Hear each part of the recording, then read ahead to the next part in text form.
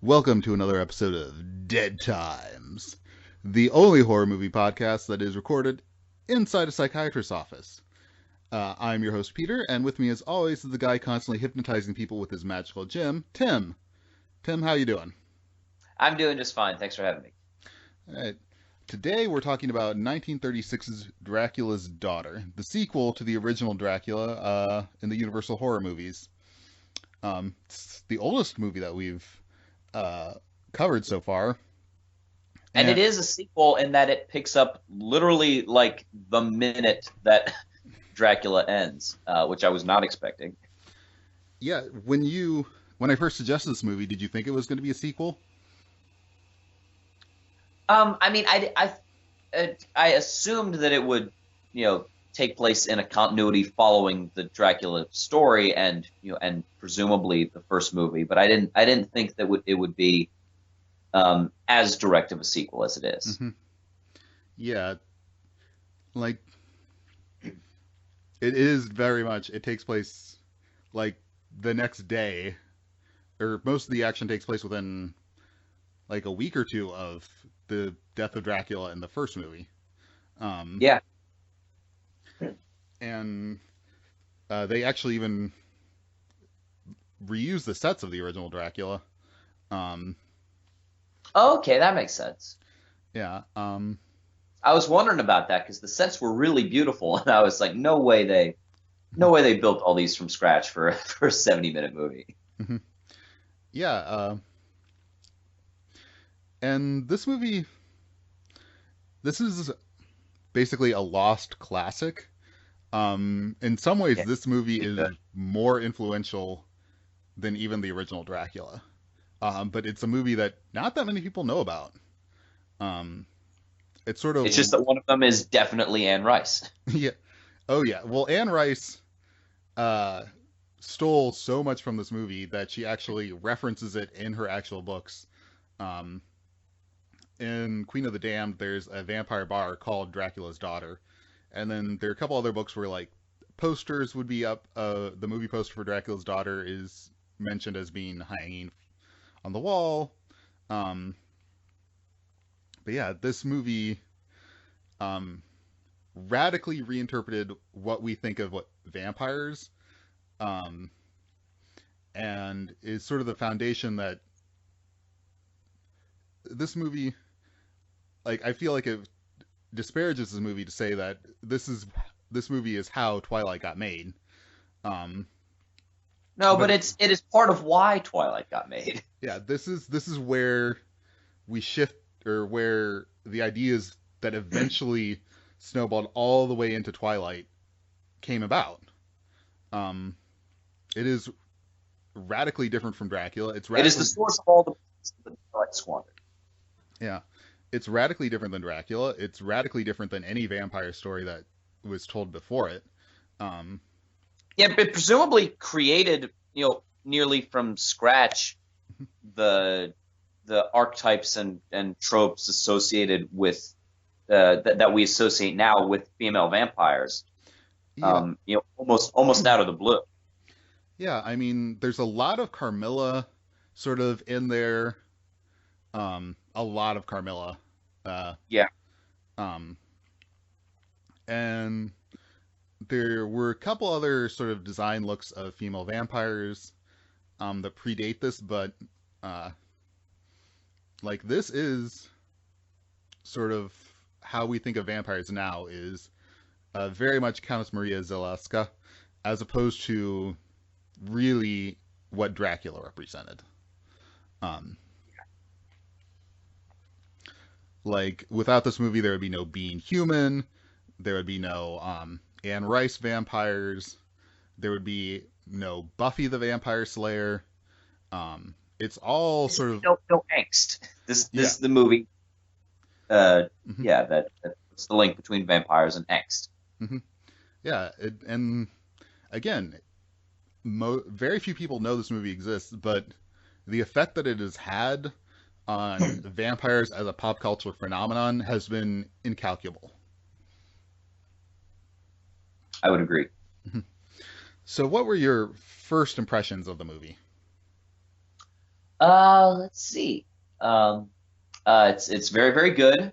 Um, it's very very gay, which we'll get into later. It Which is part is of good. hugely gay. Um, it's a cool little kind of feminist document arriving in an unexpected context. Um, it's really fun. It's a really well put together story. The our hero, our quote unquote hero, is a little bland. Um, but the movie makes up for it by having two amazing sidekicks, Yeah. um, which is pretty awesome. But yeah, it's a really good movie. Um, I mean, this it's a very 30s movie, um, oh yeah, but like it is gorgeously shot, and like the costumes are amazing. yeah, they are really good. Like whoever was dressing Maria Zelska did an amazing job of like a very which in a lot of things were very sort of reminiscent of Dracula, but in a very feminine way. Um, Yeah, which makes sense. yeah, Um, because she wears a lot of capes throughout this movie, a lot of capes. She apparently bought all the capes in London and just had them shipped to her house because she's constantly wearing capes. But they all match her dress. Um, yeah, you just keep expecting her to like enter a scene wearing a cape and then have Sander put another cape on top of that as she leaves. um, but I still think the most iconic look that she has is that veiled outfit she's wearing at the beginning, where it's Yes. just her eyes. Um, like that is gorgeous imagery. Everything about sort of um, her initial appearance in the movie, uh, up through when she's finished with her little exorcism ritual, I think is just amazing. Um, Yeah. uh, which, for those who haven't seen the movie, uh, basically Dracula has been murdered in the previous film, and immediately the police show up and are like and just arrest Dr. Van Helsing because obviously Yeah, he. they're more pissed about it than you would think. Well, I mean, he is standing there with a couple dead bodies, um, and Yeah, and their conversations basically go, okay, did you kill this man? No. Did you kill that man? Oh yeah, absolutely. yeah, he Van Helsing somehow wants to really play up the fact that oh, I murdered a vampire as like as an actual legal defense. Yeah, well, I mean, to be fair, like if I murdered a vampire, like I wouldn't want to tell everybody about it. Yeah. Um, Uh, but yeah, that is his legal defense of, well, why'd you kill this guy? Oh, he was a vampire. As yeah, if, yeah. His defense is you can't kill something that's been dead for 500 years. yeah. Um, but yeah, so and well, it's the problem that Buffy got around by making vampires disintegrate when they die, because otherwise there would just be dead bodies everywhere. Um, so yeah, the police arrest Van Helsing and take the dead bodies of Dracula and Renfield to the police station.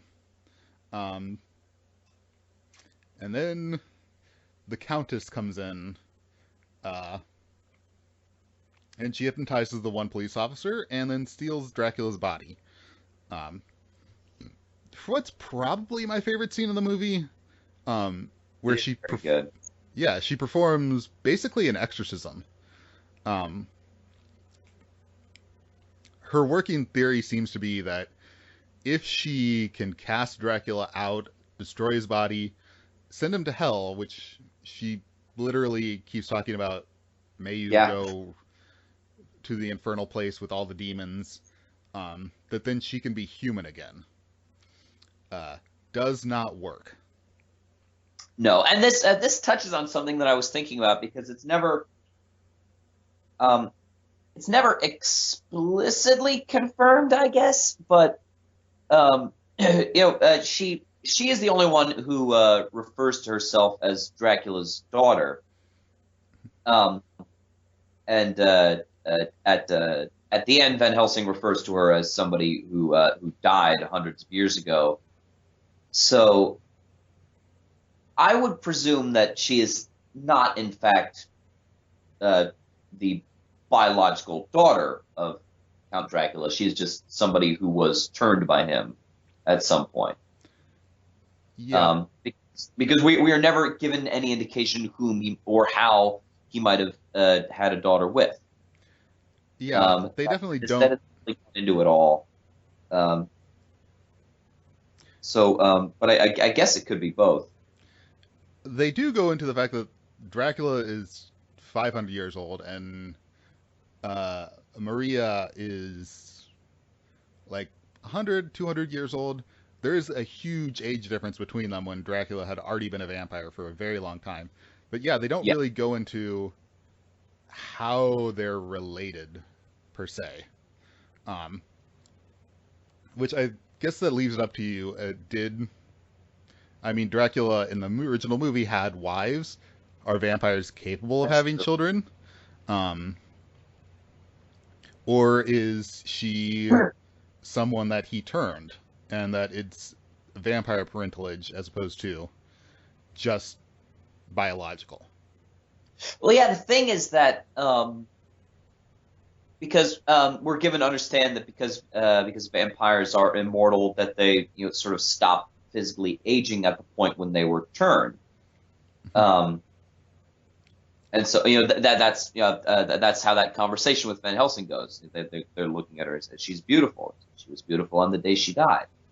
Um, but so if that's the case, then that would mean that she was already a I don't know early 40 something year old woman when she became a vampire.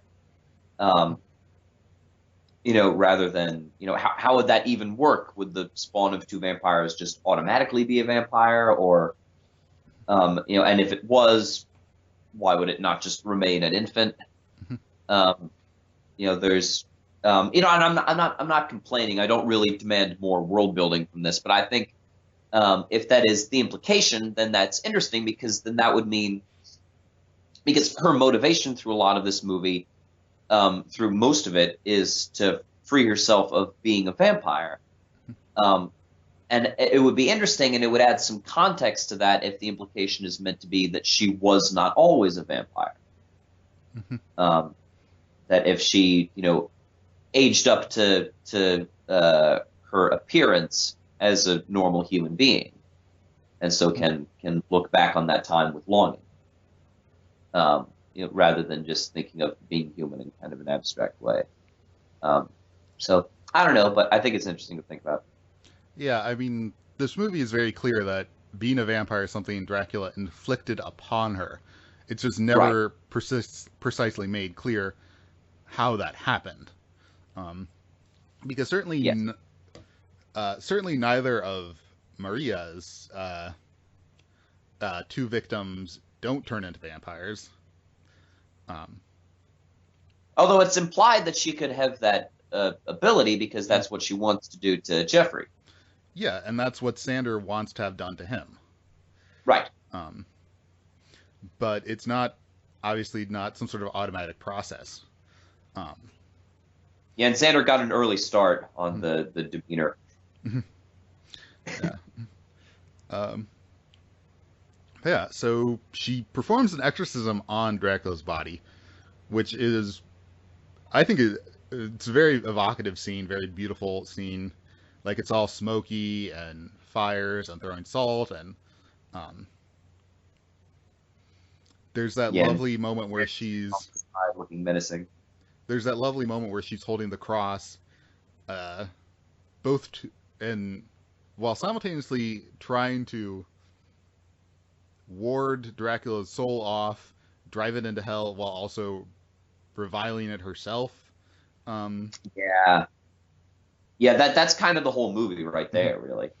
yeah, and she's convinced at the end of this that she's no longer going to be a vampire.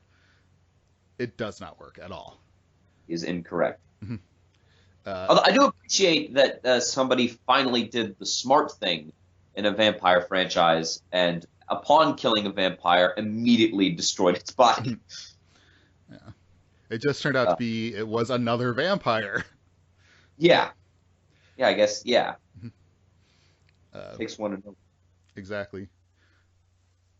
And then for a lot of the rest of the movie, she's just sort of hanging out in England. Uh, she kills a few people. She kills one guy uh, that first or the second night after Dracula's death. Um, and then she winds up at a party with Dr. Garth, who is Van Helsing's former student, who for some reason Van Helsing is convinced should represent his defense in the trial of the murder of Dracula. Yeah, Yeah, I and don't is think. also clearly American for some reason. Yeah, there are a lot of people who might or might not be American in this movie. Yeah. Like Although that. all the police, as Bill Bailey has pointed out in movies, all British police in movies have the West Country accent, have the what's going on here, even though they're in London. Yeah, So everyone else is explaining things very much like this, and say, oh, there's that fellow over there, and then the police arrive and say, all right, what's all this then? That is um, enshrined in film language forever. yeah, yeah. He is confusingly American, um, and even more confusingly, Van Helsing is convinced that he will represent him in his defense because Van Helsing does not call a lawyer at all. Um, and then even more puzzlingly, attempts to convince Dr. Garth that vampires exist, which which makes very little sense because why would you have okay, Van Helsing's defense is that he killed a vampire. Why would he want a person who doesn't believe vampires exist representing him who is not even a lawyer? Yeah, and then Jeffrey, being the consistent character that he is, does not believe him, but does agree to help him. Um, so doesn't believe in vampires, meaning does believe this guy totally murdered a regular dude, Yeah. but is like, yeah, sure, I'll help you, even though I am not a lawyer. Yeah, I don't think Van Helsing has the best knowledge of how to represent his case. No, he's kind of a goof in this movie, honestly. Like he doesn't have a lot of situational awareness. He really does not. Um, and then Dr. Jeffrey Garth goes to a party where the guest of honor, I guess, is Countess Maria Zelska, the Hungarian countess who has just recently arrived in England. And they wind up talking about psychiatry, which, on a purely practical level, all the stuff about psychiatry does not work and really make any sense. But on the No, but more, that's a little par for the course for the 30s, because the 30s and just the kind of early Hollywood in general did have this obsession with psychology because it was such a new thing. They're like, whoa, you can explain why people are the way they are, and they just kind of went nuts with it. So in a lot of older movies, there's pop psychology run amok. um, yeah, but on a thematic level, I think it actually does work really well. Um, yes, because, like, on a practical level, okay, psychiatry, hypnosis, those are not going to cure vampirism. There's no, like, you can't logic your way into finding out how those are supposed to cure vampirism. Um, and, but if we take it to the more thematic level of what uh, Maria is struggling with, um, where in the more metaphoric and symbolic aspects of her character, it actually psychiatry does play a really big role in sort of what those struggles would be representative of. Yes, because when she talks about what she does as a compulsion, she isn't lying. Hmm.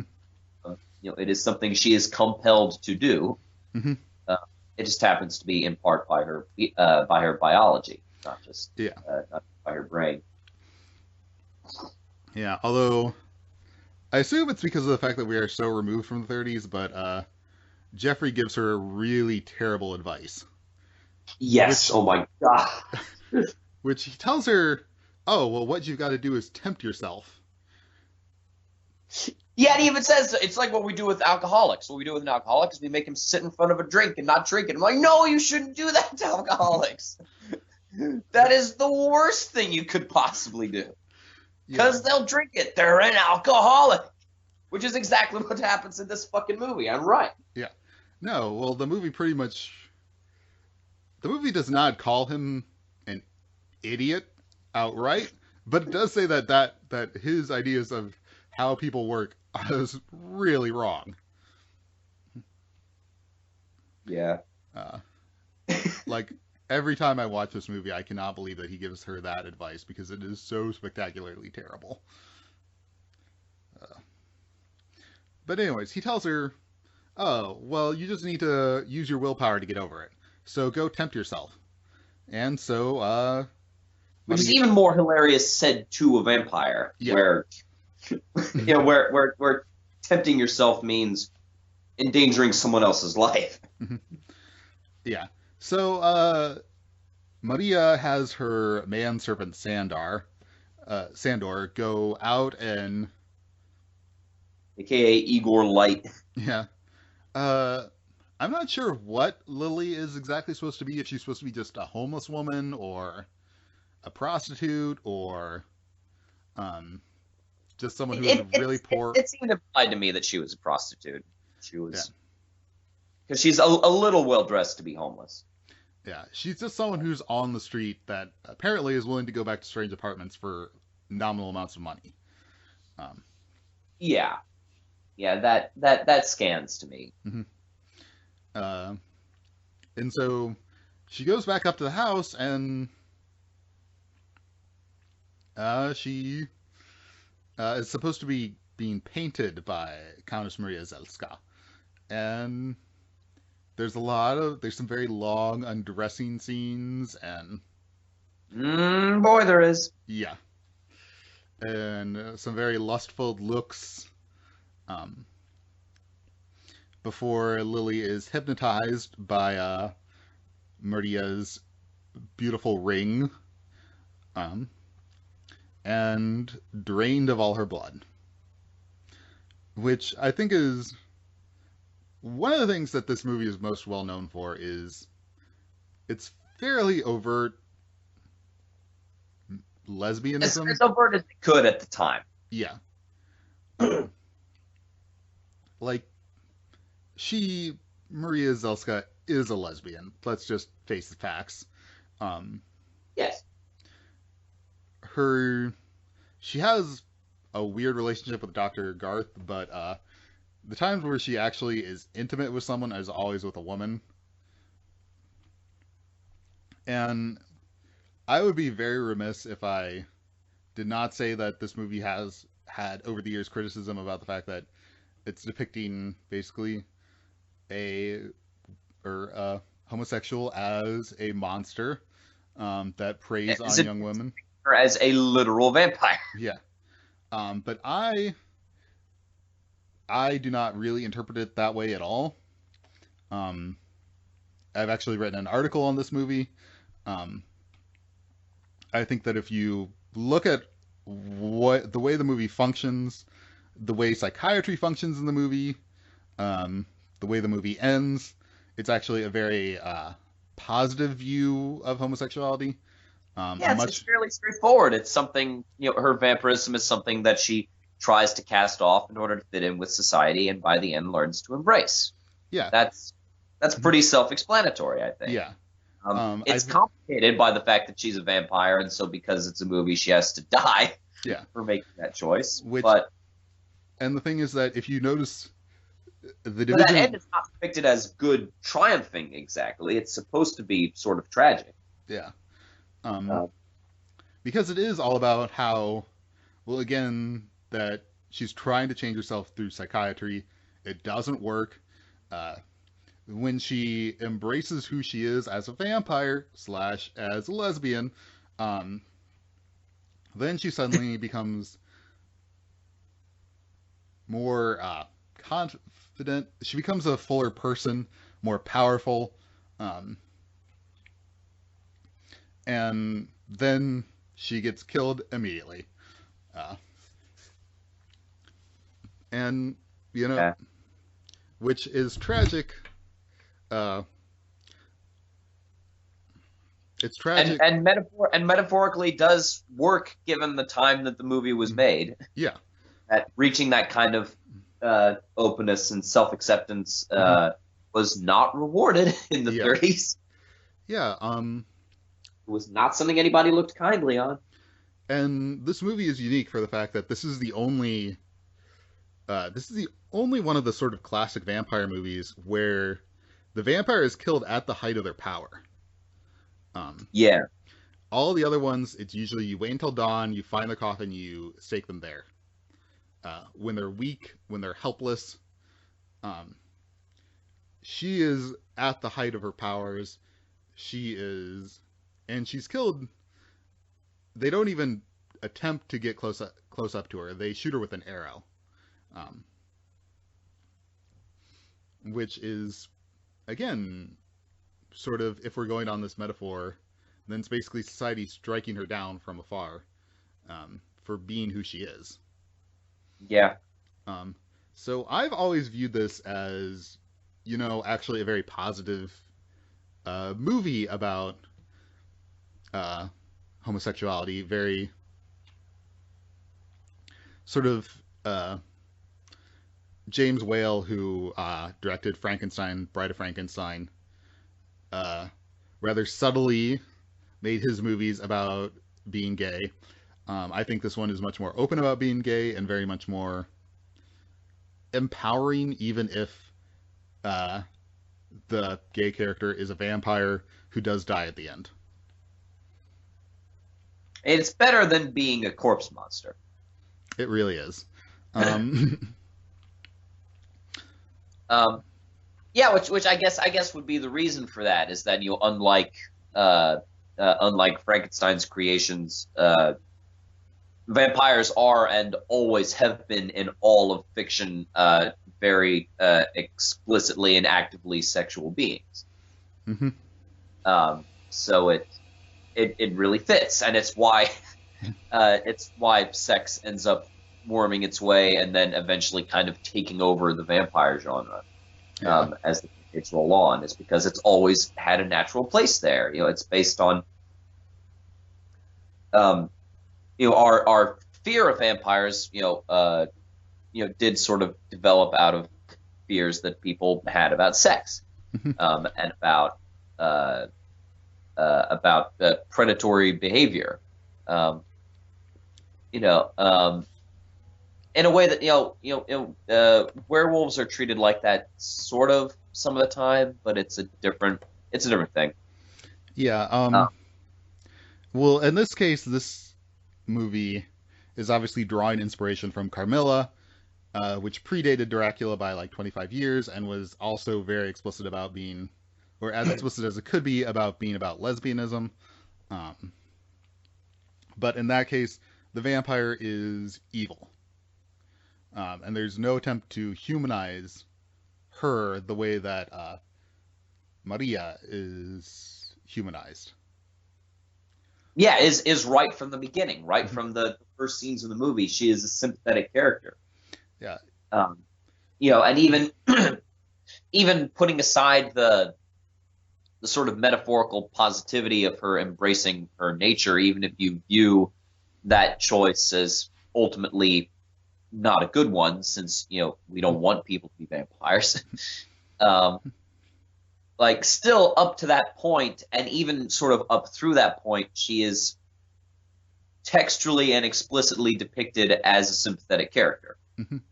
You're not supposed to be um, there are. I was about to say you're not supposed to be afraid of her, but no, there are moments where she's frightening, but you're not supposed to hate her, Yeah. um, even on the surface of the movie. Hmm. Yeah, she is very much like, I would say in some ways she's even more sympathetic than, for example, Carrie was. Um, because, well, I, her body count is way lower than Carrie's. Um, and and her body count is something that she could not help. yeah, and she kind of tried to, because with Lily, her female, the woman that came up to her apartment, she leaves Lily alive at the end, and Lily's alive for a good long time after her encounter. Uh, She presumably did everything she could um, mhm. to try and not kill people because that wasn't something she particularly wanted to do. No, she wants to be human. She wants to be. She says repeatedly that she wants to be among the living and not among the dead. That is basically her archetype as a character. Is that she is this sort of self-loathing creature who desperately wants to be normal. Um, and again, this is the origin of basically everything that follows after that we now associate with vampires. Uh, that they are these sort of majestic, self-loathing creatures that all want to be cured. Um, Yeah, pretty much. And it's always weird going back to material that predates that. Like I think I might have mentioned this on a previous episode, but a little while ago I saw the better part of Nosferatu. Um, and like in that movie, um, you know, the vampire Count Orlok is um, not humanized at all. He doesn't even really look human, um, and um, and it's really deeply unnerving whenever he's on screen because he's like the uncanny valley personified. He doesn't move in a human way. He doesn't speak or speak. It's a silent movie, but whenever he opens his mouth, it's weird and unsettling and does not engender any sort of empathy whatsoever, which is not how we're used to thinking of vampires. So it's interesting. In the modern sense, it's not really a vampire story. It's sort of it's a story about this, bizarre and horrifying ancient evil that has been set loose upon the world. It's more like a Lovecraft story than uh, than a kind of gothic vampire narrative, yeah, as we see them today. I mean it sort of runs in cycles that you have vampires that become very, very human, and then every so often there'll be attempt to course correct to more animalistic, monstrous versions of them, like Salem's Lot, for example, or the Lost Boys, or the Blade movies. Uh, but progressively, the version of vampirism that is presented in Dracula's Daughter overtakes the version of it that where they're inhuman monsters. Um, that Yeah, we as an audience now don't have really any problem sympathizing with vampires. Like yeah, the only way you could do something like Twilight is if you weren't doing anything particularly revelationary with it. That it wasn't like, oh, because it's so deeply uncreative. yeah, that it wasn't like, oh, we're supposed to view these vampires sympathetically. That we're supposed to care about their psychology, which we don't. Yes. As horror movie fans, we don't actually care about them sympathetically or care about their psychology. But the better version, sort of that, something like being human or Buffy the Vampire Slayer's Angel. Um, we don't. There isn't that sort of oh, oh, oh. This is something brand new. we are basically keyed into viewing them in as a sympathetic light, um, which is all because of this movie. Yeah, and it's sort of. I was thinking it's sort of a funny sign of it's a sign when something has been sort of totally culturally accepted, when you can get as watered down and marketable a version of it as Twilight. Yeah. Which makes sense. But yeah, it's everywhere. We love vampires. Marceline the Vampire Queen is one of my favorite characters on television, and is probably also a lesbian, actually. Yep. That works out pretty good. I have this movie to thank for that. Yeah. And as we were talking about earlier, Anne Rice obviously knew this movie inside and out, loved it. Her vampires are based on based on Maria Dark Shadows, which was hugely influential in the development of horror in general. TV show in the 60s. They were basing their character Barnabas Collins on the ideas that were presented here. He was a tragic, self-loathing vampire looking for a cure. All that stuff. Like that was the basis of the TV show Angel, was that you had a vampire who would be rewarded with being cured and being human, sort of at the end of his trials. All that stuff is originating here. This is the first time that there's a vampire who wants to cure themselves. Yeah, and for being the first example of that trope, like it really does do it well, and it really sees it through. It's sort of it really effectively fleshes out the psychology of that mindset, even though at the time it would have been unbelievably novel. Yeah. Which I always admire. I always admire that because a lot of the time when you go back to a really early example of anything, really, it tends to be a very sort of rudimentary example of that, because they could coast on the novelty of it. Whereas here, like, this is still a really good story about a vampire who doesn't want to be a vampire. Yeah. I mean, I don't think everything about this movie would hold up today. No. Like in a $100 million, we're going to make Universal monster movies into a shared cinematic universe type thing. But who would ever be stupid enough to try that? Exactly. But I think that this story, these characters, the ideas percolating in this movie are as good now as they were then. Yes. Like, I think this is this is obviously one of my favorite movies. Like I said, I've written an article about what this movie does and the effect this movie has had on vampire cinema. I think it's a wonderful movie. And I agree. And I think and I think it would work. Like, I would so rather have had Universal remake this movie than do The Mummy or Dracula Untold. Yeah. I don't I'm not even going to touch that.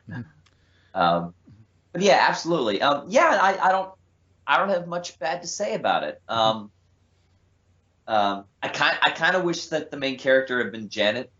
Damn it. Oh, Janet was delightfully. Janet is wildly entertaining. Even for being kind of a cliched sort of sort of difficult and sassy secretary character. Like, she's really, really fun. Yeah, this is definitely 30 screwball comedy, office type stuff. Whenever Janet's on screen, like, she and Jeffrey talk really fast, and are just banter. And, oh, I don't like you either, you're terrible. I'm gonna call you and pretend to be a zookeeper. It's that old chestnut. Yeah, that is very 30s, and it is very entertaining. Um, Yeah, yeah, it's good, silly fun. I still don't know how Janet seemingly knows where Jeffrey is at every moment of the day and what telephone number she can call him at. Um, Well, she has, yeah, she has that screwball sense mhm. because you Yeah. can always bump into people or call them in a screwball comedy. Mhm. Yep. But And of course, she winds up being the person that Maria kidnaps all the way back to Transylvania. yeah, and again, looks over very longingly while she's lying unconscious. That not quite kiss scene takes so long and is so drawn out. Yeah, it's good. Mhm. Mhm. All right. Well, what did uh, you think of Gloria Holden's performance as Countess Maria Zelska? I thought she was excellent. Mhm. Um, she really anchors the movie. Mhm. Um, yeah, and she's probably the only performance in this movie that I would say um, is great. Mhm. All the other performances are really good, but she has the most complexity to her character. Mhm. And other characters are fun. Janet is fun. Van Helsing is fun. Mhm. Xander is unbelievably fun. Mhm. um, but yeah, everybody else is uh, somewhat one dimensional. Mhm. Um, and so she's which fits with the story because it's a Mhm. story about her dilemma, Mhm. um, and kind of her internal and external conflicts. Um, yeah, and she really does a great job of portraying sort of the tragedy and the desperation of this person. Yeah, she rather famously did not want to do this movie. She had gotten a contract with Universal as part of the studio system, and she did not want to do a horror movie. She was afraid she'd be typecast. Um, and yeah, she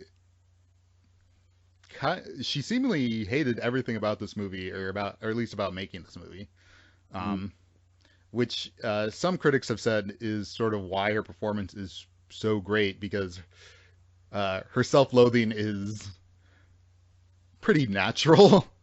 Yeah, um, yeah, that she was a person who did not want to play a vampire, playing somebody who did not want to be a vampire. yeah, yeah. That works out pretty good. But I think her performance is extraordinarily good. Um, It's the Ford Coppola method. mhm, You get your actors to portray characters who are in hell by making their life a living hell. yeah, um, Then it's yeah. She is able to pull off some really complex things like that. Again, we talked about the exorcism before. That is not an easy scene to play because you're no. spouting weird pseudo-biblical nonsense while throwing salt and torches and crosses everywhere, and yet she pulls it off so well. Yeah, yeah. There's a lot of gravity to that Mhm, scene, mhm. which Um, is important because again, it sort of sets up everything mhm, uh, everything about the movie that is going to follow it. mhm. It's a really important scene. Yeah. So, what are your thoughts on Sander? Uh, I want to know which one of Rowan Atkinson's ancestors played him. Yeah. Um, yeah, he is just, we never find out totally what his deal is. Mhm, He says at one point that he had been hopeful that the Countess would make him a vampire at some point. Um, so I guess, but we don't really know where along the way she picked him up. mhm, Um, but yeah, he apparently just wanted to get in practice, or else was maybe always this way, mhm, and thought that being a vampire would suddenly give his entire identity some sense to it because he's just the most sort of um, he's the ultimate gaunt, somewhat menacing little henchman, or at least is trying to be menacing. Um, yeah, and he has, and he's kind of Maria's enabler is the role that he serves in the movie because he's always urging her. She's like, I don't want to be a vampire. He's like, no, you should totally be a vampire. Um, yeah, and he is just mesmerizing because he's really over the top in a lot of ways. Like it's kind of a hammy performance, but it's really really Yeah, he is a weirdo. And I feel they were going obviously for the Igor Renfield type character and got to a really just odd place with him because he isn't like, I guess you would call them a freak the way that Igor and then just was and that Renfield basically becomes. Um, yeah. but he's also not someone who could wander around the streets of London and prostitutes would want to go with him. No, no, clearly not. Um, yeah, and I would guess that they really wanted Peter Lorre, but we're not able to get him for one reason or another because it's a very Peter Lorre kind of part. It's that same kind of sort of sneering and as no, I think that you will be doing this. Yes, I think that's what you're going to be doing. It's that kind of thing. Yeah. Um, All right. So, do you have any final thoughts on the movie? it's a really good movie, Mhm. and it's as previously discussed, it's really kind of subversive and positive for the time. Mhm.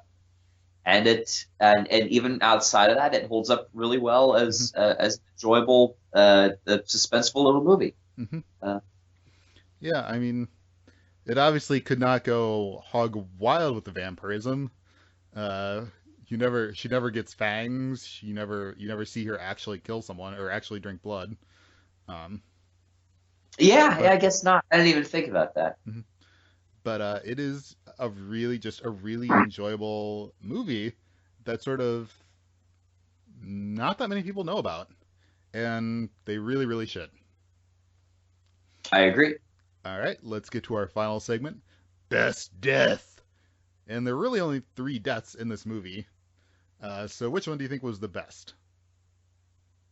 Hmm. Uh, that's toughy. None of them are terrifically spectacular. Mhm. I guess Maria's death. Maria's death is the most momentous out of all of Mhm. them. Yeah, It's given the most dramatic treatment. yeah, it's the only one that, well, the first death of just the random guy occurs off screen, and uh, Lily's death occurs when she's having a complete freak out. But there's a lot of gravity to when the Countess dies. And there's a Yes. lot of tragedy to it, and it's a much more thematically and emotionally complex death. It's certainly the most thematically and emotionally complex death of any of these older vampire movies. Um, so I really do have to go with that was probably the best. Yeah, I agree. All right, so thank you for listening. And as always, I'm Peter. As always, I'm Tim. Goodbye. So long.